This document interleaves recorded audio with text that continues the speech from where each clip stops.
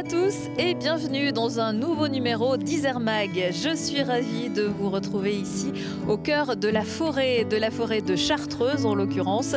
La forêt qui représente environ 40% du territoire de notre département. Lieu de biodiversité pour les uns, ressources économiques pour les autres, mais aussi lieu de détente, de bien-être et de lâcher prise. On le verra dans quelques minutes, mais nous aborderons aussi ici bien d'autres sujets. Je vous laisse regarder le sommaire.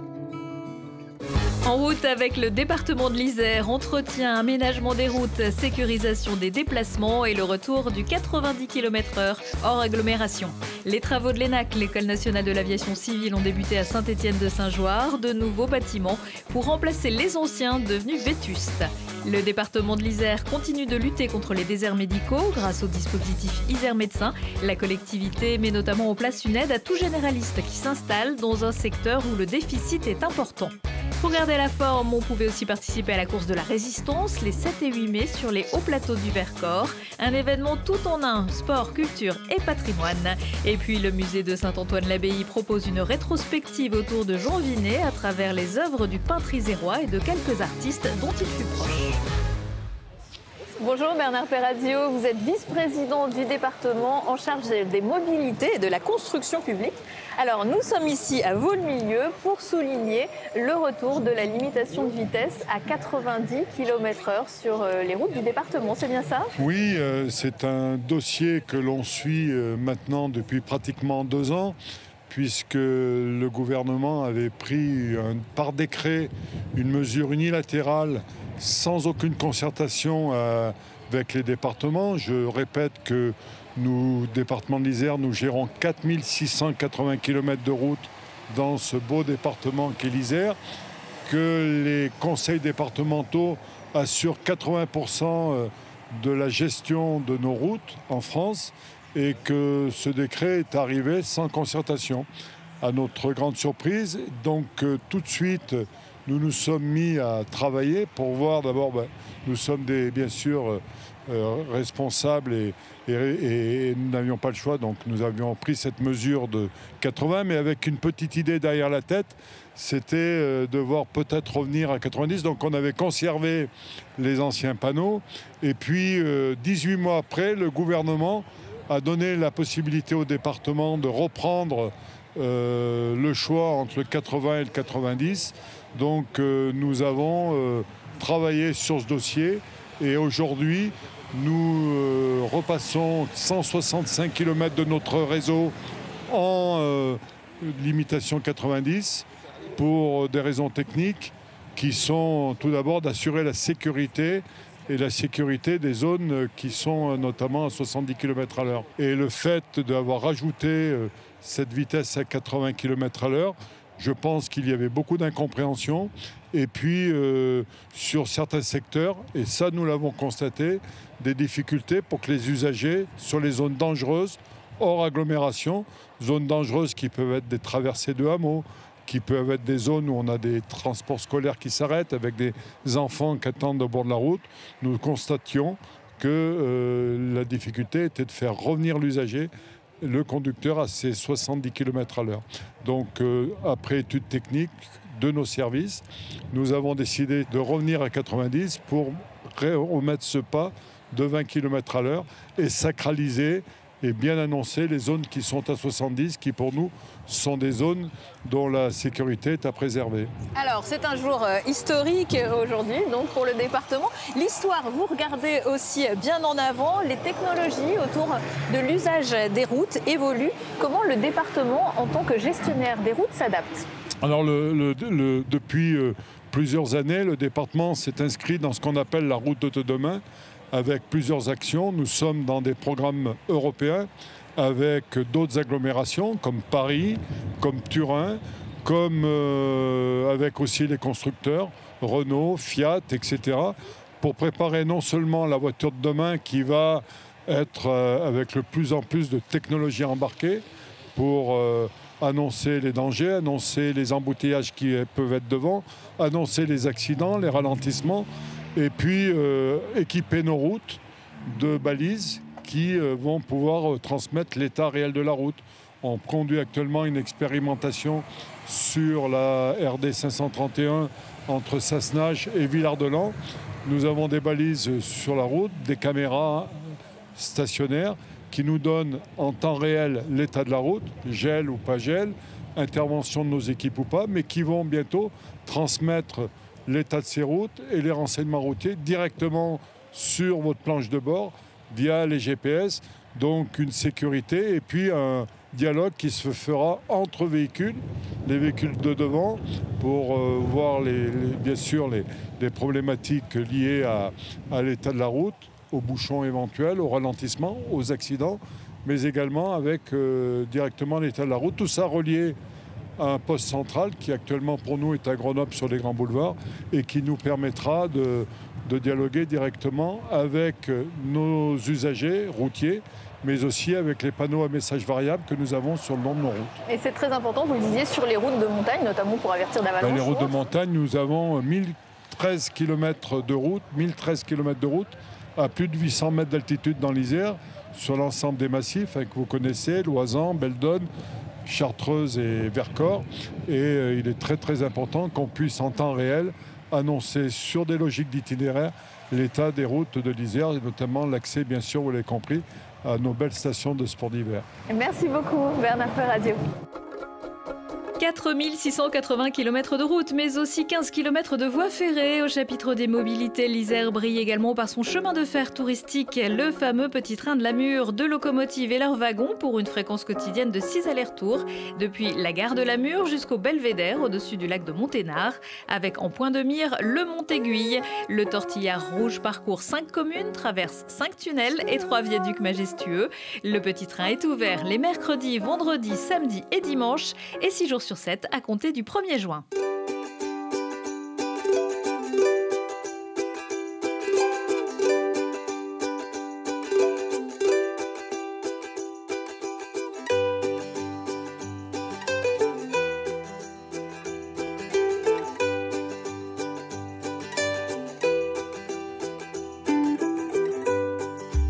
La route, le chemin de fer et maintenant le ciel comme terrain de déplacement. Certains choisissent même d'en faire leur métier.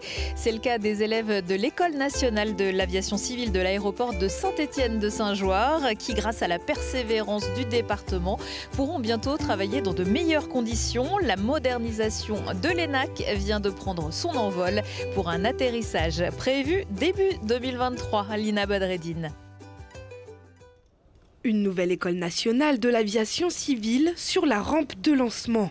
À Saint-Étienne-de-Saint-Joire, l'ENAC va faire peau neuve. Sur ce terrain vont sortir de terre des espaces de formation, de préparation au vol, de travail pour les élèves, un hangar pour abriter 14 avions, un parking, une unité de maintenance et des bureaux.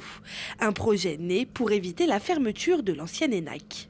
En 2017, très clairement, l'ENAC s'est posé la question de maintien des écoles au niveau national, puisque l'ENAC a plusieurs écoles et nous étions sur la sellette. Très clairement, il a été question de fermer le site de Grenoble pour une raison très simple, c'est que les bâtiments étaient vétustes, obsolètes, consommaient énormément d'énergie, étaient très peu confortables. Donc le département a pris la décision, accompagné par la région, l'État, de lancer ce projet de travaux avec le centre de formation et le centre d'hébergement. Des infrastructures trop vétustes qui induisaient des coûts de fonctionnement trop élevés dus aux déperditions énergétiques. Le nouveau bâtiment devrait permettre de réduire la facture d'énergie du centre de formation ainsi que son impact environnemental. Ainsi, le département a investi 5 millions pour ce chantier, l'État 2 millions et la région 2 de plus. C'est ainsi que l'ENAC a pu se maintenir ici, à quelques mètres de l'ancien site.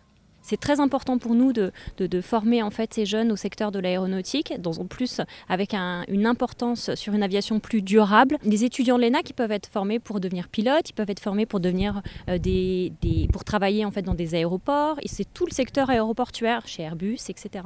En plus du centre de formation, le nouveau site de l'ENAC comprendra un pôle d'hébergement pour accueillir formateurs et stagiaires qui sera livré en même temps que le pôle formation.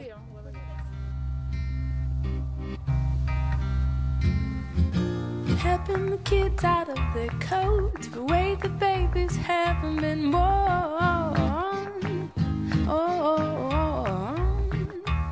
Unpacking the bags and setting up. Changement de décor, je vous propose à présent de prendre un bain de forêt. C'est l'endroit idéal. Je me trouve à présent aux côtés de Anne-Sophie Ayache. Vous êtes sylvothérapeute. Qu'est-ce que c'est une sylvothérapeute ? Eh bien, je suis une praticienne en sylvothérapie. Ça veut dire que j'accompagne les personnes en quête de découvrir cette connexion à la nature. Je les accompagne à la pratique de la sylvothérapie. La sylvothérapie, c'est la meilleure connaissance de la nature et plus particulièrement des arbres ? Alors la meilleure, pas forcément, mais en tout cas ça fait partie d'une des connaissances de la nature. Plus que de la connaissance, ça fait partie de tout ce qui va toucher au ressenti de la nature, à la relation avec la nature. La sylvothérapie, c'est une approche sensible. C'est une approche qui amène les personnes, qui nous amène à établir une véritable relation avec l'arbre. Qu'est-ce que ça nous apporte de nous sentir au milieu des arbres en pratiquant la sylvothérapie ? Donc, quand on rentre dans la forêt, en voyant toute cette couleur verte dominante, ça nous amène à l'apaisement, ça nous amène au ressourcement, ça nous amène au lâcher-prise, ça nous amène à la diminution du stress. Et pas que, ça nous amène aussi cette atmosphère. En fait, quand on parle de bain de forêt, c'est baigner dans l'atmosphère de la forêt. Ça va aussi nous apporter un renforcement du système immunitaire. Et en cette période, on en a tous besoin. Ça nous apporte encore de nombreux bienfaits, comme nous régénérer dans nos éventuels troubles du sommeil, nous apporter du mieux-être dans nos humeurs, dans le taux de glycémie, dans le rythme cardiaque. Les bienfaits sont nombreux, alors il n'y a plus qu'à venir vivre ça pour s'en rendre compte par soi-même. Eh bien écoutez Anne-Sophie, j'ai très envie d'essayer, mais on va continuer à parler de santé à présent avec le dispositif Isère Médecins.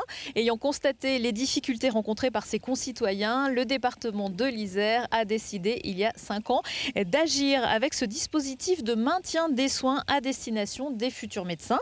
Parmi les 80 boursiers du dispositif Isère Médecins, 40 sont à la faculté de Grenoble, 21 à celle de Lyon et 19 dans d'autres facultés de médecine. Laurie Baillet a rencontré l'une de ces boursières qui vient de s'installer.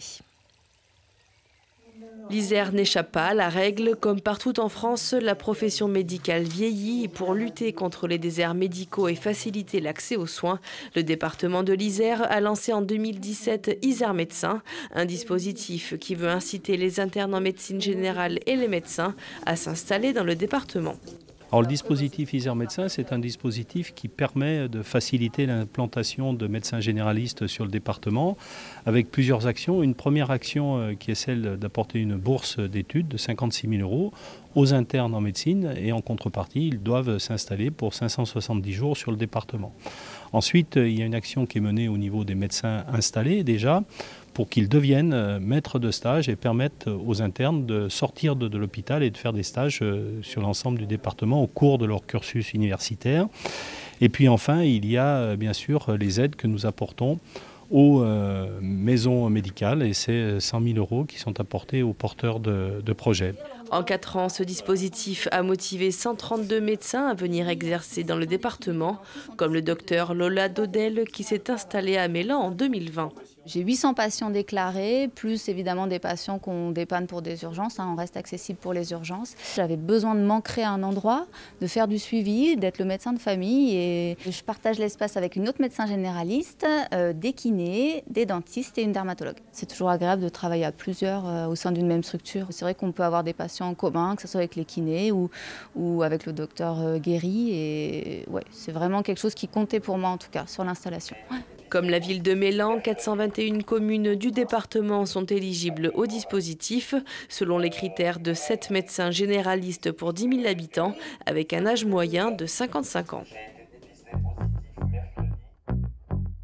Et de manière générale, les médecins aidés par le département dans ce dispositif s'engagent à fournir des soins aux personnes les plus précaires.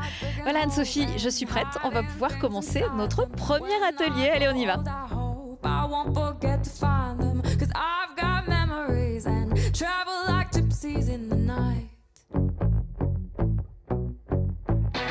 Bien Marie-Caroline, je vous propose d'expérimenter par vous-même un premier atelier de sylvothérapie qui est un atelier d'ancrage à la terre. C'est exactement ce que font les arbres pour arriver à tenir parfaitement debout et à résister à toutes les tempêtes. Qu'est-ce qu'ils ont? Un système racinaire très développé. Et qu'en est-il du nôtre? Eh bien nous allons l'expérimenter. Je vous invite Marie-Caroline à vous mettre pieds nus. I've got no roots, but my home was never on the ground. I've got no roots, but my home was never on the ground. I've got no roots. Marie-Caroline, maintenant que vous êtes pieds nus, nous allons pouvoir nous engager dans ce merveilleux petit sentier. Et je vais vous demander d'adopter un pas relativement lent et de détendre complètement vos bras, complètement vos genoux, de vous sentir même, j'ai envie de dire, presque flagada. Et mettez toute votre intention dans vos pieds. En fait, c'est un exercice de marche de pleine conscience. Sentez-vous en communion avec la nature. Chassez vos pensées parasites et sentez-vous libre sur ce chemin de la nature. C'est parti!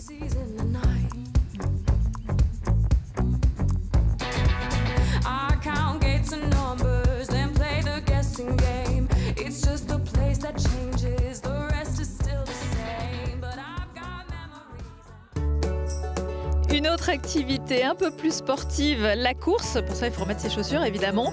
L'un des temps forts de la saison, c'est la course de la résistance, prévue cette année les 7 et 8 mai pour la 8e édition. C'est le Vercors qui a été choisi avec, là encore, de très belles forêts pour ses parcours différents niveaux. Lina Badreddine a pris le maquis. Le Vercors est aujourd'hui l'un des lieux saints de France, sanctifié par la résistance à l'ennemi, sanctifié par le martyre de ses combattants. Le Vercors, un territoire marqué par les oppositions au nazisme. Et depuis, ces montagnes n'ont pas bougé. Alors, ce sont sur ces terres que les participants à la course de la résistance ont honoré la mémoire des combattants. Une course pensée autour de 4 lieux emblématiques. Le plateau de Gèves, là où était installé l'un des plus anciens camps du maquis du Vercors.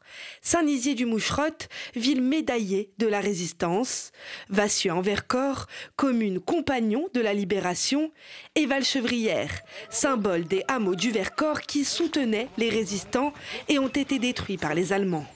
C'est une date très symbolique et si le sport est important bien sûr, aujourd'hui le plus important c'est de se souvenir ici dans le Vercors du tribut payé par les populations au nazisme, à l'occupant avec des exactions atroces qui se sont déroulées particulièrement pendant l'année 1944. En termes de valeurs, c'est important quand même de se rappeler de ce qui a été fait dans nos montagnes et se dire que c'est pas juste des montagnes où on vient s'amuser et courir ou marcher.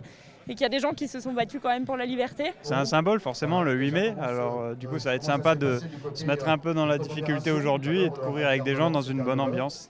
Le devoir de mémoire, mais aussi celui de se surpasser. Pour l'épreuve de 8 km, 240 mètres de dénivelé positif, Florian Dufour est arrivé premier en moins de 30 minutes. J'étais venu pour essayer de gagner quand même, donc c'était cool, on est venu entre amis et c'était vraiment bien, le site était vraiment beau à Valchevrières. J'espérais faire un podium parce que moi je viens de l'athlé, j'ai 20 années de demi-fond dans les pattes.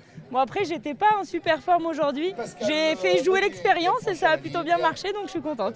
Je visais un top 5 donc objectif réussi, donc bien content, bonne sensation et avec le beau temps donc que demander de plus. Cette année, plus de 1200 participants ont allié performance sportive et hommage à ce lieu de refuge, symbole de la résistance.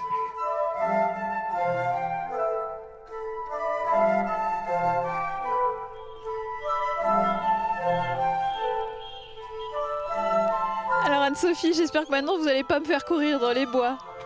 Non, absolument pas. La sylvothérapie n'a pas vocation à faire du sport. Par contre, elle a vocation à multiplier tous nos sens. Et maintenant, à travers cet atelier que je vous propose, c'est de faire appel à celui du sens olfactif. Et pour cela, vous allez avoir besoin de vos 2 mains. Alors Marie-Caroline, je vais vous demander de fermer les yeux. Prendre une grande inspiration. D'amener la détente dans tout votre corps. Et de mettre vos mains en avant. Jusqu'à attraper un petit rameau un peu plus bas. Voilà, pour attraper un rameau d'aiguille de sapin. Alors allez-y, caressez ce rameau, sentez ces parties douces, peut-être ces parties moins douces. Sentez ce que ça vous fait à l'intérieur. Et puis exactement dans la même position que celle-ci, frottez le rameau entre vos deux mains. Frottez fort, fort, fort. N'ayez pas peur, il ne va pas casser. C'est le printemps, il est en pleine croissance, il est robuste. En fait, vous flirtez avec l'arbre. Commencez à établir une relation plutôt intime. Frottez encore plus fort. Comme si vous aviez les mains toutes mouillées et que vous aviez une serviette entre les mains et que vous souhaitez vous essuyer les mains. Voilà, maintenant, vous pouvez cesser et amener vos deux mains contre vos narines. Et respirez profondément. Et pour se reconnecter avec la nature, on peut aussi aller à la rencontre des espaces naturels sensibles. Il existe 17 ENS départementaux et 127 ENS locaux, des espaces protégés qui accueillent une grande variété d'espèces remarquables, certaines menacées. Venez visiter ces sites extraordinaires accompagnés des guides nature du département, mais également sur des visites libres en suivant les parcours thématiques sur les sentiers ou encore, pour les plus intrépides, des Exploration Games.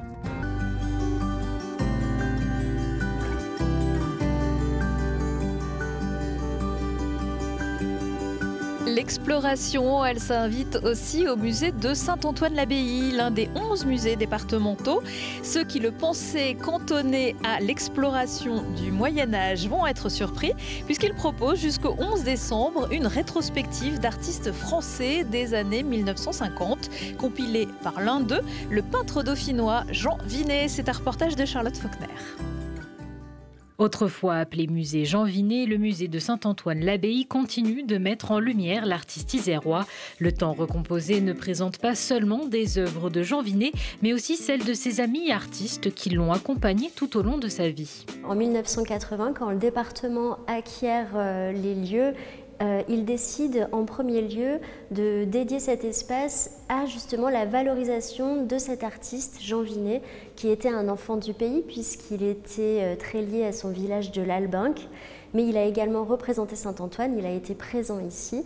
Et donc, à la suite d'une donation de sa veuve Renée Vinet, le département a conservé et valorisé un fonds très important, une collection de plus de 700 œuvres, sans compter les archives personnelles de cet artiste Jean Vinet. Cette exposition est donc l'opportunité de découvrir les œuvres de ses amis artistes du XXe siècle qui composent sa collection personnelle, une collection qu'il a pu étoffer au fil des rencontres, des expositions ou encore des salons. Toutes les œuvres qui sont présentées dans l'exposition sont des œuvres qui ont accompagné Jean Vinet dans sa vie. C'est sa collection particulière.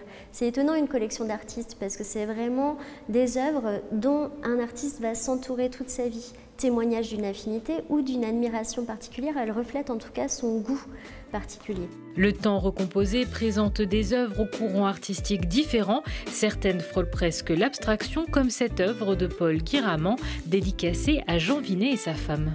Paul Guiraman ici, ce qui est très beau, c'est qu'il joue avec des couleurs et des contrastes très forts, mais pour faire naître une poésie. Poésie qu'il va d'ailleurs traduire littéralement dans l'image avec l'incursion d'un poème de Juliette d'Arles.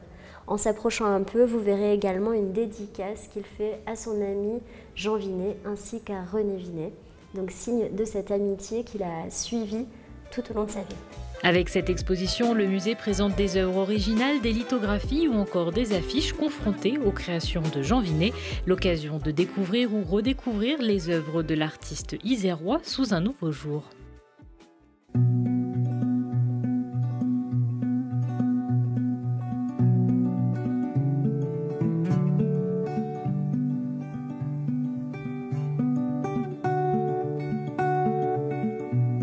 Alors avant de se quitter, je vous propose un dernier atelier de sylvothérapie. Il y en a énormément, nous en aurons parcouru que quelques-uns. C'est celui de la connexion à l'arbre. C'est un des ateliers les plus intenses de la sylvothérapie. Alors pour cela, je vous invite à vous mettre face à l'arbre et juste regardez-le. Regardez son écorce, de bas en haut et de haut en bas. Regardez-le, parcourez-le, j'ai envie de dire. Cheminez ses ramures, sentez sa force, sa présence. Puis approchez-vous encore un peu plus et posez vos mains. Sentez sa texture, sa température. Faites connaissance avec votre nouvel ami. Ce qu'il y a de magique dans la forêt auprès des arbres, c'est quand on touche un arbre, on fait un bain ionique. On profite d'une ionisation, tout simplement parce que l'arbre nous apporte une prise de terre. Et oui, l'arbre, tout comme nous, dispose d'un champ électrique. Et ses racines profondément ancrées dans le sol vont être parfaitement connectées au champ électrique négatif. Et contrairement à son nom l'indique, c'est ce qui nous fait du bien. Et oui, puisque quand nous nous retrouvons dans des espaces confinés, comme les bureaux, les voitures, les maisons, eh bien nous baignons dans une atmosphère d'ions positifs. Et contrairement à son nom, ce sont des ions qui sont plutôt mauvais pour notre santé. Merci beaucoup Anne-Sophie Ayache de nous avoir fait vivre cette expérience immersive au cœur de la forêt de Chartreuse à Sainte-Marie-du-Mont. C'était vraiment quelque chose de très particulier, de très agréable. Je le conseille à tout le monde. Alors là, on est au milieu des arbres, mais des arbres, il en faudrait beaucoup plus avec le changement climatique. C'est pourquoi le département, dans le cadre de son plan Un arbre, un habitant en Isère, le département prévoit donc d'investir 11,5 millions d'euros sur 6 ans pour replanter des essences adaptées en forêt. On les croisera peut-être très bientôt. Merci à tous de nous avoir suivis. Retrouvez toutes ces infos et bien plus encore dans le dernier numéro du magazine papier Isère Mag. Je vous dis à très vite.